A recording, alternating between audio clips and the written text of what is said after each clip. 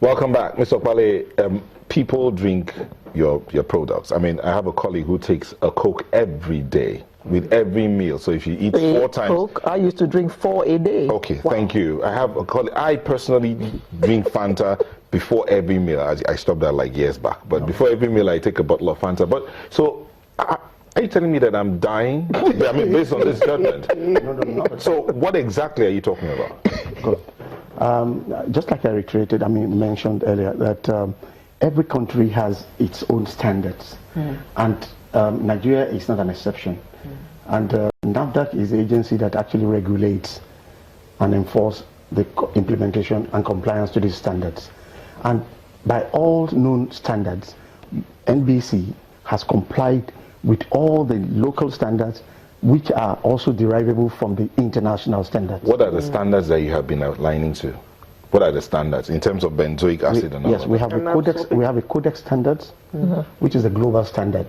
Codex is the body of standards across the countries of the world. And then we have the Nigerian standards. Which is Codex used to be 600 milligrams per kilogram. Yes. They reduced it sometime in 2016 or thereabout to 250 milligrams per kilogram. Is it Nigerian standard? I'm coming. No. That's Codex. Dropped it from 250, from 600 to 250 milligrams per kilogram. Okay. So what is the standard that NBC has in line with the Codex standard, whether at 600 or at 250? What's your standard? 250. 250. Correct. So what? We're even trending far below that. If you look at the result of the analysis of the benzoic acid in the product, it's far less than 250, which is a threshold. Well, here is about 200. Yes, so it doesn't necessarily have to be up to 250, but it can actually be lower than the 250 is just the benchmark. The maximum. Exactly. But it can be. So why would we go to maximum? So why? Okay, we're not at maximum. It doesn't have to be at maximum. Why is it then that your product is considered poison by the courts? The court never said our products are poison.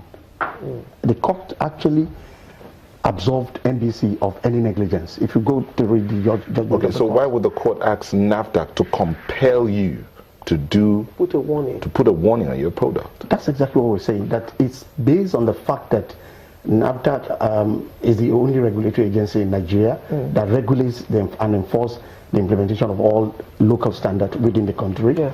And that's why you hear the panel set up by the Ministry of Health yesterday, a part of which NAFDAC was, that said that our product is not harmful in any way, because we have met the international standard and we have also met the local standard. Okay, Mr. Pale, and was NBC, was the company aware of this situation, that drinking those soft drinks with vitamin C could result in health hazards? Look, here we are talking about science.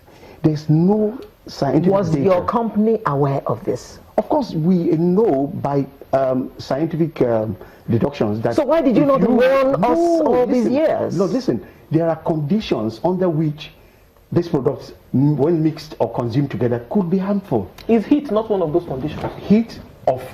What we're talking about here is heat of over 50 to 60 degrees. You know why I asked the question? Where do you have that? You know why I asked the question? Secondly, there must be I asked the question. Yes. I asked the question because the statement put out by the Federal Ministry of Health yesterday says that no,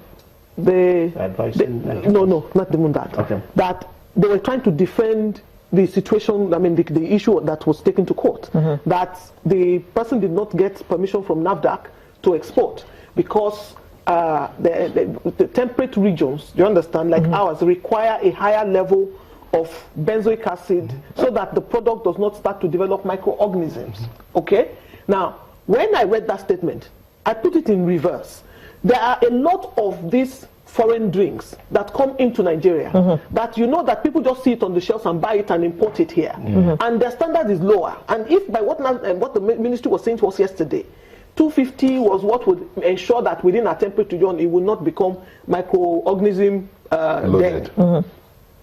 How come they have never warned us that those foreign drinks that you take, because they may not be up to this standard, may be liable to this microorganism? You see, there are so many questions. I won't hold NBC very liable yet until we get NAFDAC to come and tell us. Okay, I'd just like to put out a word here that we did speak with NAFDAC about the show today. We invited them. They told us they were going to appeal that court judgment, but they did not tell us when they're going to do that, and so they don't have a representation here. We invited NAFDAC, so hopefully in the course of our programming, maybe the next one, they might want to come and talk about it, but NAFDAC was actually invited and they could not make it. Prof, let's get back to you. You have been into beverages and all of that, and in terms of standards, I mean, you're president of Nigerian Nutrition Society of Nigeria. These conversations about chemical composition and reaction of different components of food and all of that. Mr. Salako has just thought about drinks imported from across the world into Nigeria. Very good point.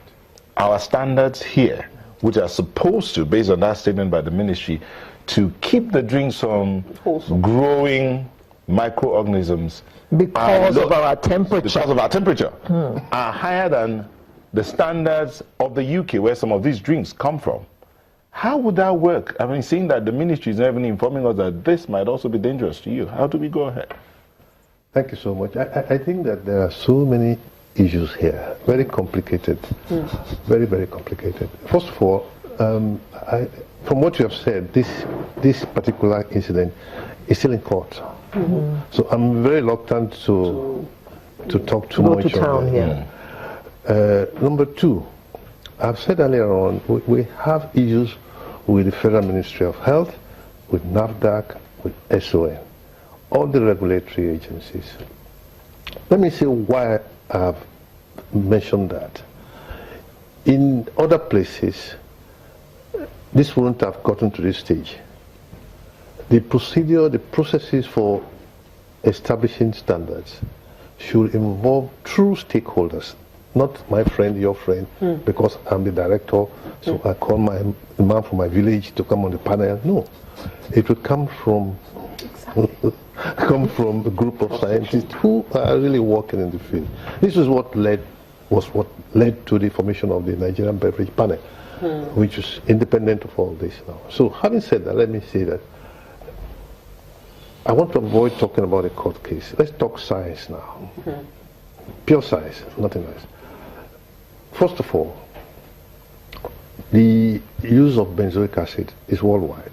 It's common. Everybody uses it. And you know something? It's not only in beverages. The whole list of foods contain benzoic acid. They haven't come to the forefront because there hasn't been a case in court. So you and I are consuming that. You just continue to consume it. So something as simple as what? Tomato ketchup, for example. Okay, other drinks, beverages, they contain that. So let's put that in perspective. Thirdly, the determination of the levels. The emphasis has been on 600, 250 per what? Per kilo. Of the product. Kg, yes. Okay, but in nutrition, that is not the important thing. Okay. Well, it's not as important as the amount that people actually consume. Suppose it's even 1,000 per kilogram, and I take just one glass in a year. It doesn't matter. It won't affect anything. You follow me? So one of the factors that people take into consideration when you're determining the level you're going to put in the product is how often people, how popular that, how commonly consume that for this. And we have figures for that. Okay? Most countries say it shouldn't be more than what? 5 grams per kilogram. Sorry, 5 milligrams per kilogram body weight per day. Okay. You follow me?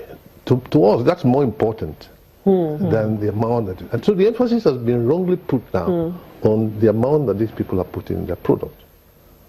Okay, Are you following me? So from your scientific projections, how much of this product can one take per day for it to be safe, or for it to not be safe? We'll come to that in a minute. Okay. I'll come to that in a minute, if you allow me, sir. Okay. We'll come to that in a minute. So that is what most health people look at.